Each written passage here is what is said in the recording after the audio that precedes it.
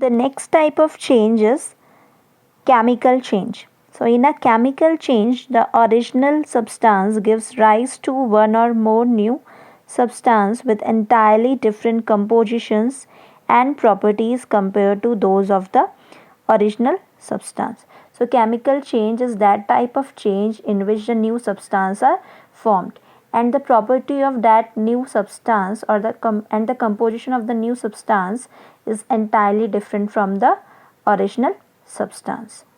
So now there are some characteristics of chemical changes. So first characteristic is new substances are formed. Okay, it means here any new substance will form, like this example of iron and sulfur. When iron it combined with sulfur, it will form iron sulfide, that is FeS.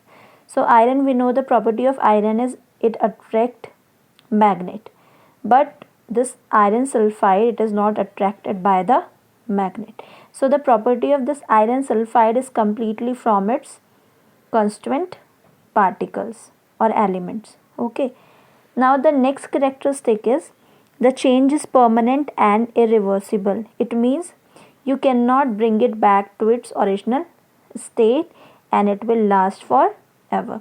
Like if you will burn a piece of paper, it will turn into ash and you cannot bring the paper back. Okay, so that is a permanent and irreversible change. Now the next characteristic is there is usually a change in the mass of the original substance. Here the mass of the original substance will change.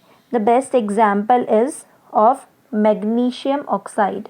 When you will burn the magnesium ribbon into air, it will turn into magnesium oxide, that is MgO. And the weight of this magnesium oxide is much more than this magnesium and oxygen. So here the mass is changed. The mass is gained. Okay. Now the next and the last characteristic of chemical changes are exchange of energy takes place. Here there will be a exchange of energy. Either the energy is absorbed or released.